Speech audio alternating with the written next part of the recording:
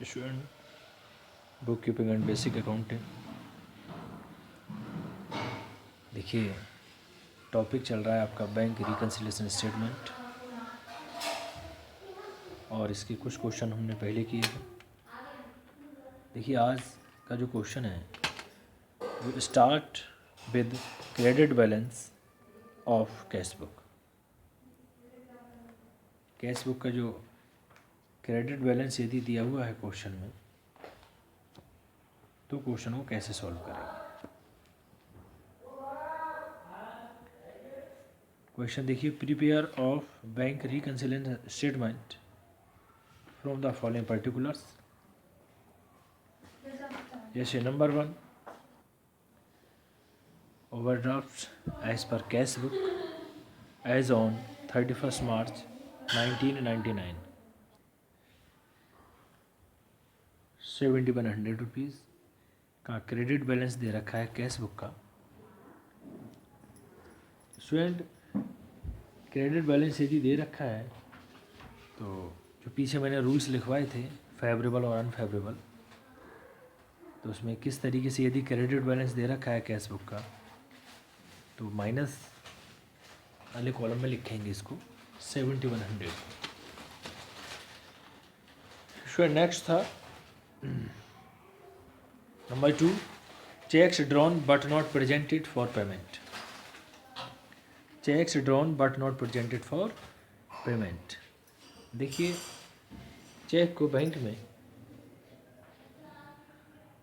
Present नहीं किया गया, 2300 rupees.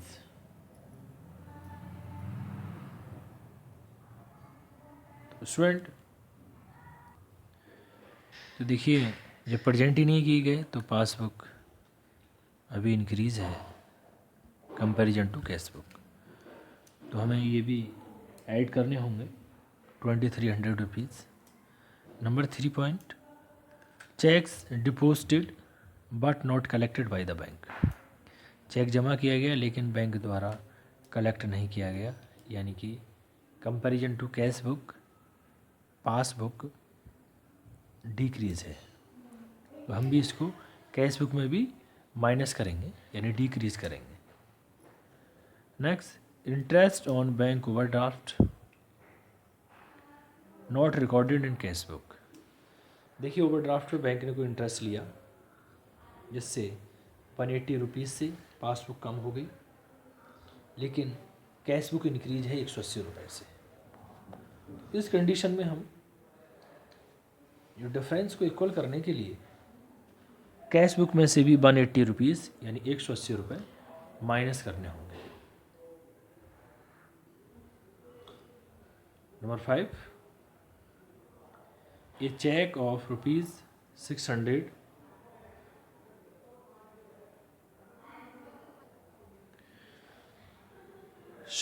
rupees received from a customer, although entered in the bank column of cash book, was not sent to bank।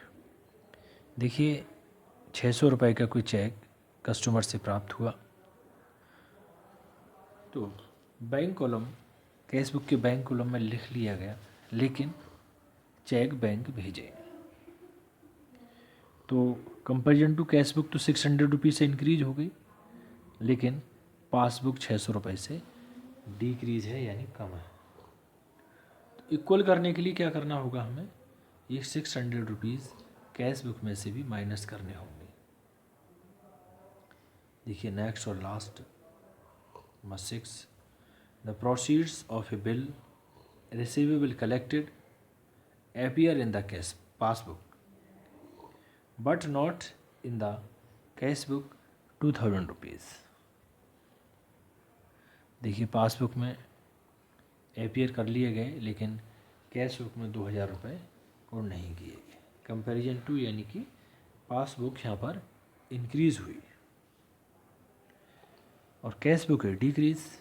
अब equal करने के लिए हमें क्या करना होगा, हमें कैश बुक में भी ये 2000 रुपये ऐड करने होंगे। स्टूडेंट, देखिए अब इसका ये solution. Student, bank reconciliation statement as on 31 March 1999। ये डेट, जो डेट क्वेश्चन में दे रखी होगी उस डेट को हम यहाँ पर शो करेंगे, यानी जो जितना उस डेट को कैश बुक का बैलेंस दे रखा होगा। कैश बुक का बैलेंस 31 मार्च 1999 दे रखा है, 31 मार्च 1999। इसके बाद पर्टिकुलर्स, ये प्लस का कॉलम है और ये माइनस का कॉलम है। स्टूडेंट फर्स्टली देखिए, जो क्रेडिट बैलेंस दे रखा है यानी कि overdraft as per cash book.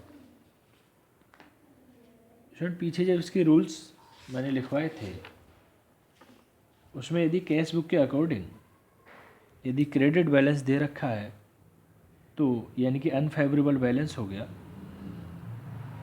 और इसको हम माइनस के कॉलम में दिखाएंगे।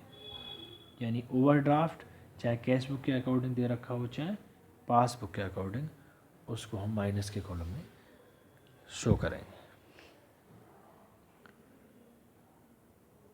अब नंबर फर्स्ट क्या था? Credit balance overdraft as per cash book as on 31 March 1999। 31 March 1999 को क्रेडिट बैलेंस दिया हुआ था कैश बुक का, तो ये हमने इधर यानी अनफेवरेबल है 7100 रुपीज़ माइनस के कॉलम में लिख के, क्योंकि जब रूल्स मैंने लिखवाया था कि ओवरड्राफ्ट चाहे कैश बुक के अकॉर्डिंग हो चाहे पासबुक के अकॉर्डिंग हो, दोनों को अनफेवरेबल में लिखेंगे। और यदि चाहे क्रेडिट बैलेंस भी दे रखा है क्लियर, वो भी कैश बुक के अकॉर्डिंग अनफेवरेबल होगा यानी माइनस के कॉलम में लिखेंगे।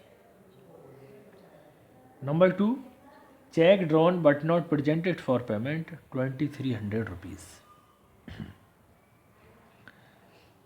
देखिए, cheque drawn but not presented for payment, हमने 2300 रुपये का किसी का पेमेंट किया, अपनी कैश बुक में तो माइनस कर लिए कैश बुक के बैंक कॉलम में, लेकिन पासबुक में से 2300 अभी डिक्रीज़ नहीं हुए, वहाँ पर इंक्रीज़ है। तो कंपैरिजन चल रहा है हमारा पासबुक से। तो पासबुक में यदि 2300 रुपीज़ इंक्रीज़ हैं तो हमें कैश बुक में भी 2300 रुपीज़ ऐड करने होंगे, यानी कि प्लस के कॉलम में लिखेंगे 2300 रुपये। अब 2300 रुपये जब हमने ऐड कर लिए तो अब ये जो डिफरेंस था वो इक्वल हो आएगा। नेक्स्ट नंबर सेकंड था। Number third, cheque deposited but not collected by the bank 1500 rupees. Cheque जमा किया गया लेकिन बैंक द्वारा कलेक्ट नहीं किया गया। देखिए, चेक जमा किया तो उस समय हमने कैश बुक के बैंक कॉलम में 1500 रुपीज़ इंक्रीज़ कर लिए, लेकिन उधर बैंक द्वारा कलेक्ट नहीं किया गया। यानी इस कंडीशन में स्टूडेंट कैश बुक तो हमने 1500 रुपये से इंक्रीज़ की, लेकिन पासबुक डिक्रीज है 1500 रुपये से। इक्वल करने के लिए, डिफरेंस को दूर करने के लिए हमें कैश बुक में से भी 1500 रुपये माइनस करने होंगे। तो ये देखिए, check deposited but not collected by the bank 1500 rupees. फिर नेक्स्ट क्वेश्चन में देखिए number 4, interest on overdraft not recorded in cash book. देखिए, बैंक से जो पैसे ओवरड्राफ्ट किए थे, वहाँ पर ओवरड्राफ्ट पे बैंक ने कोई इंटरेस्ट लिया 180 रुपये का, तो उसने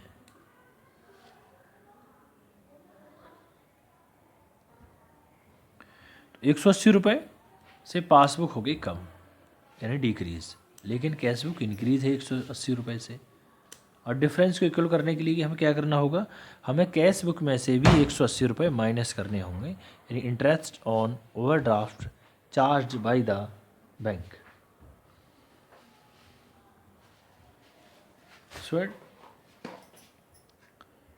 नेक्स्ट देखिए number 5.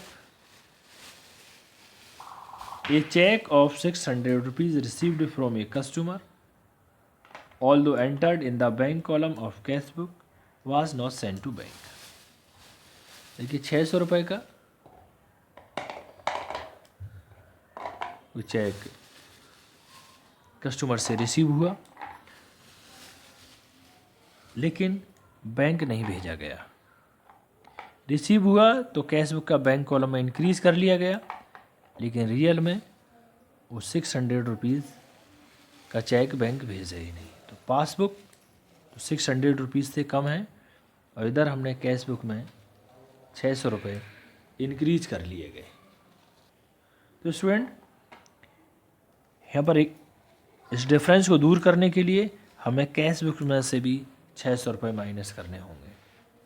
Checks entered in the cash book but not sent to bank. Cheque enter तो कर लिया गया कैश बुक के बैंक कॉलम में, लेकिन वो चेक को बैंक भेजा ही नहीं गया। नेक्स्ट और last, the proceeds of A bill receivable collected appear in the passbook but not in the cash book 2000 rupees. Student यहाँ पर कोई बिल रिसीवेबल पासबुक में अपीयर कर लिया गया, यानी पासबुक इंक्रीज हो गई और कैश बुक डिक्रीज। इक्वल करने के लिए, इस डिफरेंस को दूर करने के लिए हमें कैश बुक में भी ये 2000 रुपये ऐड करने होंगे। तो proceeds of bill receivable collected by bank 2000 rupees. Student 2000 रुपये यहाँ पे ऐड किए। अब देखिए प्लस का कॉलम है या माइनस का कॉलम, सभी इसमें 6 पॉइंट दे रखे। 6 पॉइंट को हमने पूरा एक एक पॉइंट को सॉल्व किया। अब प्लस का टोटल करेंगे, ये आया आपका 4300 रुपीज़, 4300 रुपये। इधर माइनस का कॉलम किया तो 9380 रुपीज़, 9380। अब इसमें से यदि माइनस करेंगे ये तो 5080 रुपीज़ यानी 5080, ये आपके डेबिट बैलेंस आता है, यानी कि ओवरड्राफ्ट एज पर पासबुक, क्योंकि रूल्स में भी दे रखा है। कितना डिफरेंस आ रहा है आपका? 5080 रुपये का। तो स्टूडेंट फिर देखिए इसका टोटल किया 9380 रुपीज़, और ये भी 9380 रुपीज़। स्टूडेंट इस तरीके से पूरा BRS के क्वेश्चन को हमने सॉल्व किया। नेक्स्ट लेक्चर में फिर एक BRS का क्वेश्चन करेंगे। Thank you student.